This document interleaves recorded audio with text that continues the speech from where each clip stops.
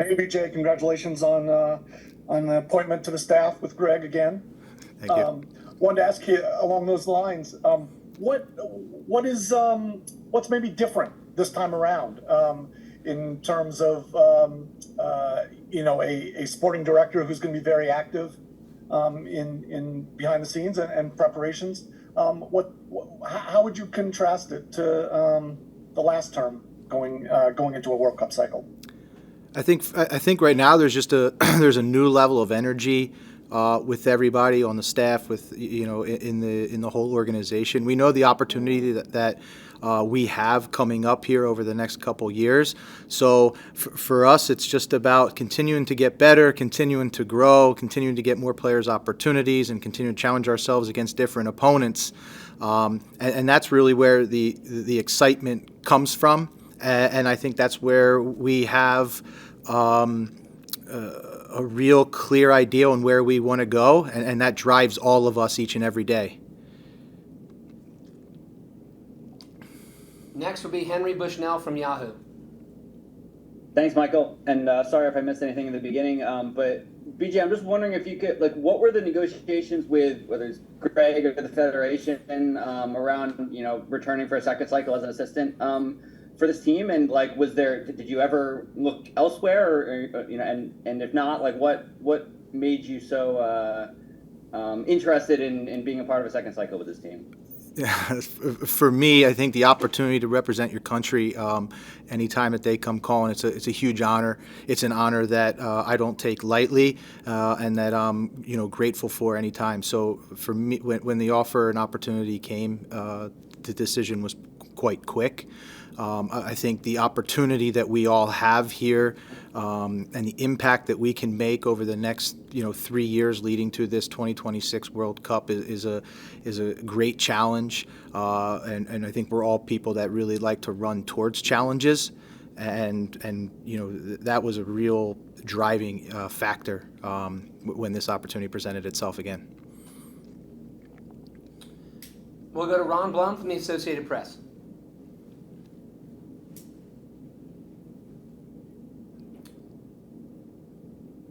Ron, we are not hearing you in the moment. How's that? Can you hear me? Yes. Oh, okay. Sorry about that. As the staff sat down and assessed the previous 4-year cycle, what are the areas that you guys thought as a staff you needed to improve on?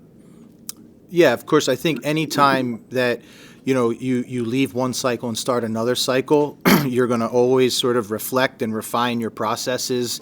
That's something that we had the opportunity to do. It's something that we continually do even while you're you're inside the cycle. It's part of how we approach sort of continually trying to grow.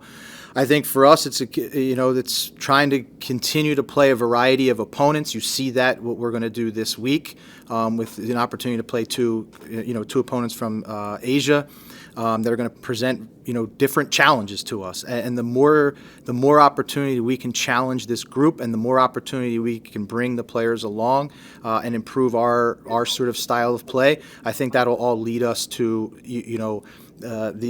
the ability to be our best selves when the time comes. How does this cycle, having not consistent competitive games, just the Nations League and Copa America with the main group, change the preparation throughout the 4 years compared to last go round where qualifying was the focus? I think we're at a point now where I think we want to try and play the best opponents that we can. If we want to continue to grow this, and maximize our preparation, I think trying to play as many of the top teams that we can is whether it's a friendly or not. Listen, they're not friendlies when you're playing against big teams, and it doesn't always have to be the big countries. Like, we have 2 really good games here against 2 opponents that are World Cup potential opponents. As the World Cup is expanded, and we expect to be challenged in different ways, and we'll be able to learn from those challenges and hopefully perform well against those challenges.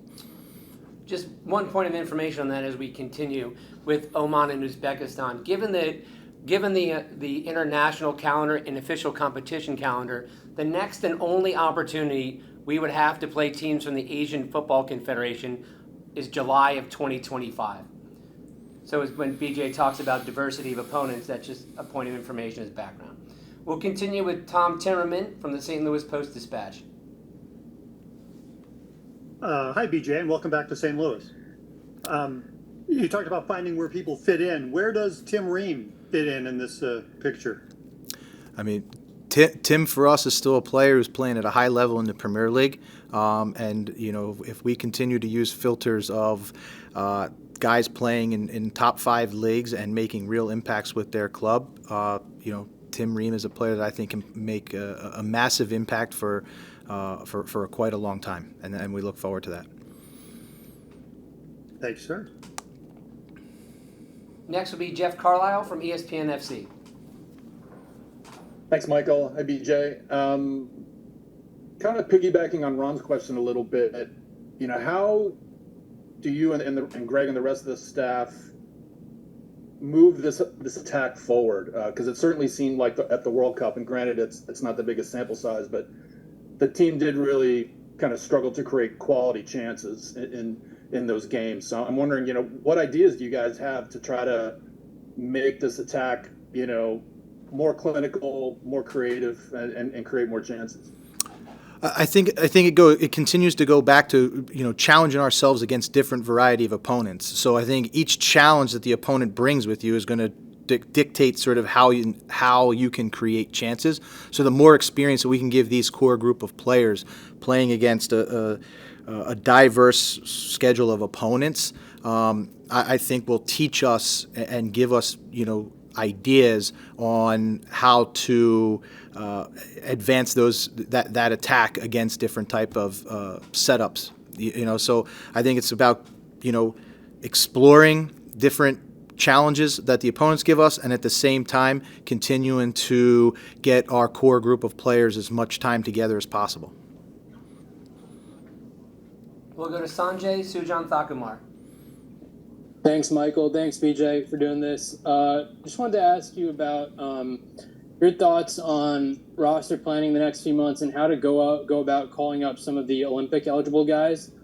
Greg had described it as perhaps tricky because you don't know who's going to get released eventually for the Olympics and how guys will progress with their clubs, especially the European-based guys. But we saw you in the summer give guys like Cade and Jalen more experience, and Benya's on this roster, and there's been chatter about Nobuck recently. So just your thoughts on how to go about trying to integrate some of those younger guys with Olympic camps coming up in October and November, how to balance that with senior camps as well, and the options with that. Thank you.